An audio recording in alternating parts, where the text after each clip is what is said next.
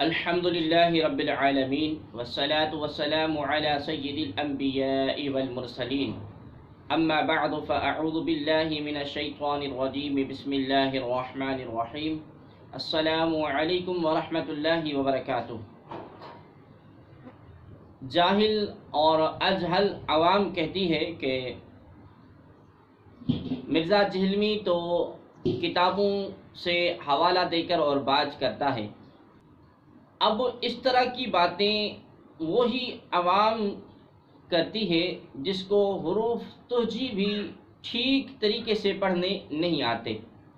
مرزا جہلمی کے دلائل میں کتنی صداقت ہے وہ آپ کو اس ویڈیو میں نظر آ جائے گی، کتنا سچا ہے اور کتنا جھوٹا شخص ہے۔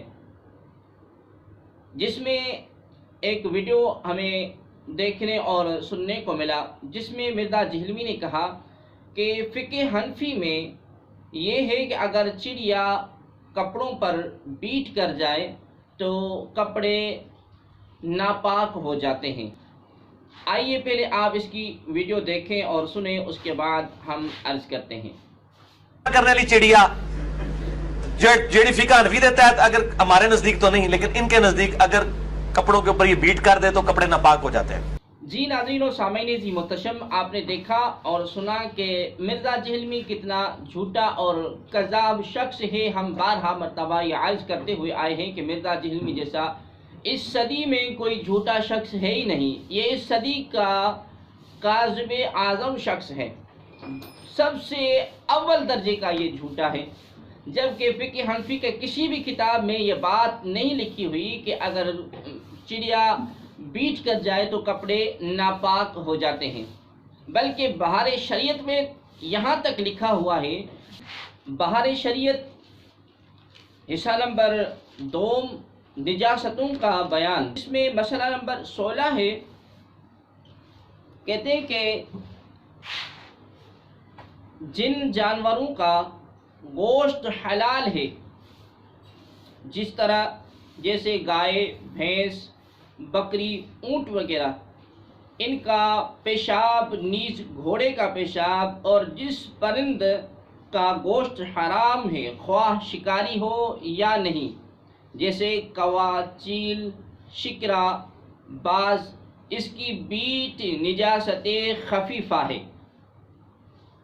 اور اسی صفحے پر مسئلہ نمبر 18 ہے کہ جو پرند حلال اونچے اڑتے ہوں، جیسے کبوتر، مینا، مرغابی، کاز، ان کی بیٹ پاک ہے۔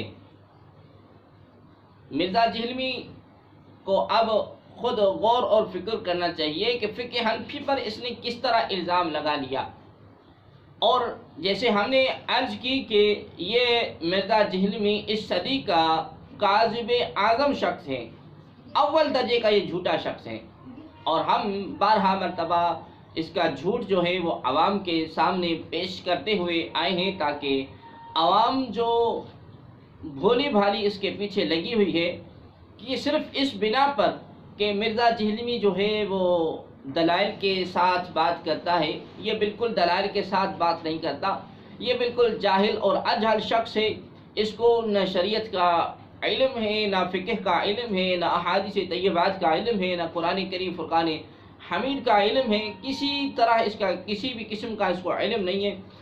اسی طرح یہ بیٹھ کے اور اپنی من مانی باتیں کرنا شروع کر دیتا ہے۔ لہذا ہم بارہا مرتبہ یہ عرض کرتے ہوئے آئے ہیں کہ اس مرزا جہلمی جیسے بندے سے آپ اپنے آپ کو بچائیں، اپنے اہل و عیال کو بچائیں، عزیز و اقربا، یار دوست سب کو بچائیں۔